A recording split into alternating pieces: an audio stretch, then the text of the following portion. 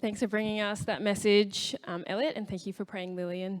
There have been some really, really good questions on Slido tonight, so we won't get to all of them. We just screenshot the top 3 from the end of the item piece, but I'd encourage you guys to continue discussing these questions with one another because they're really good questions. But Elliot, we're just going to go from top to bottom. First one from Zil. Why does God remain invisible? Why not reveal himself as a visible God so others may know him? I'll start by saying, just remembering the name of God, I'll be who I will be. I think we have all kinds of desires about how God would reveal himself, and yet he doesn't do exactly what we're after. He does what he will do. So, sorry, can you repeat the question? Yep. Why does God remain invisible? Why not reveal himself as a visible God so others may know him? So how has God made himself visible, and why might not he have done more to make himself visible? I'll just pick up Hebrews chapter 1. In the past, God spoke to our ancestors through the prophets at many times and in various ways. But in these last days, he has spoken to us by his Son, whom he appointed heir of all things and through whom he also made the universe. The Son is the radiance of God's glory and the exact representation of his being. Anyone who says God hasn't made himself known hasn't spent enough time looking at Jesus, who's the exact representation of God. And the other thing is the abundance of revelation from the prophets at many times in various ways.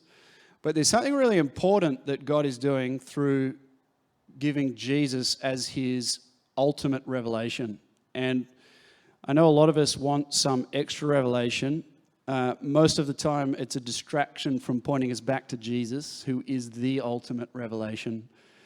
And I think the other thing is the presumption that God ought to make himself known is at the heart of it, because in the beginning, when we went out of relationship with God, he cut us off.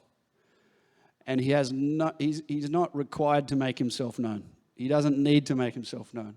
Any choice to make himself known is an act of mercy. Yeah, that's really helpful. The second question from Sam is, what is the line between faith and signs? Can faith exist if God is seen, like Moses saw? If it can, why will God not show himself to a struggling Christian? Yeah, this is a tough personal one, because as we go through struggles, we wish that God would turn up and make himself known. So I get that. I feel that. I've felt that. I've gone through troubles, especially when I'm praying, and I think, where's the visible, tangible answers to these prayers? So I hear the question. I think it obviously ties to what I said in the last question about God choosing to make himself known as he does. Ultimately, in his holiness, when he does turn up in Jesus at the cross, we see he doesn't just care about, he's not just, you see his love and his justice at the cross. And I think that's the ultimate rescue that we need, so that in the end, when he does turn up in all of his glory, we're prepared for that day, but we're not prepared without the cross of Christ. So that's the preparation. I think the last thing I want to say is the Gospels talk a lot about signs, and all of the signs point you to the identity of Jesus, and it always points you back to Jesus. And there's even, he even says to some of them, an adulterous generation and a wicked generation seeks for signs, but he talks about none being given to them except the sign of Jonah. And then we also see that Lazarus, there's a great story where there's a rich man who's on the wrong side of a chasm after he dies, and he says, please, Lord, go show some signs to my family. Go, and God says they have all of the prophets and all of the writings. And then the rich man says, no, but if someone, goes back from the dead and warns them, then they'll believe. And God says, even if someone would rise from the dead, they would not believe. And after Jesus rose from the dead, what happened? A lot of people did not believe. Yeah, that's really good. God has given us enough signs and revealed himself enough through Jesus. Our final question from Soph, which kind of relates as well.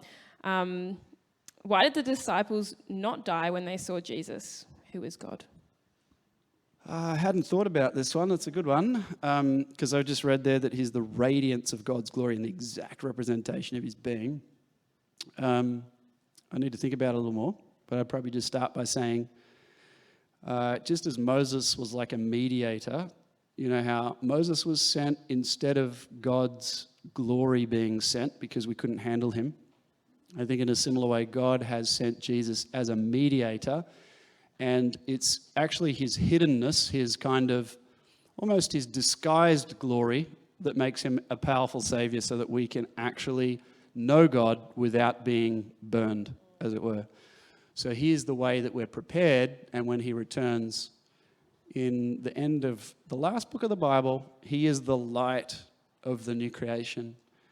And I imagine that when he returns in all of his glory, it will be a blazing beauty.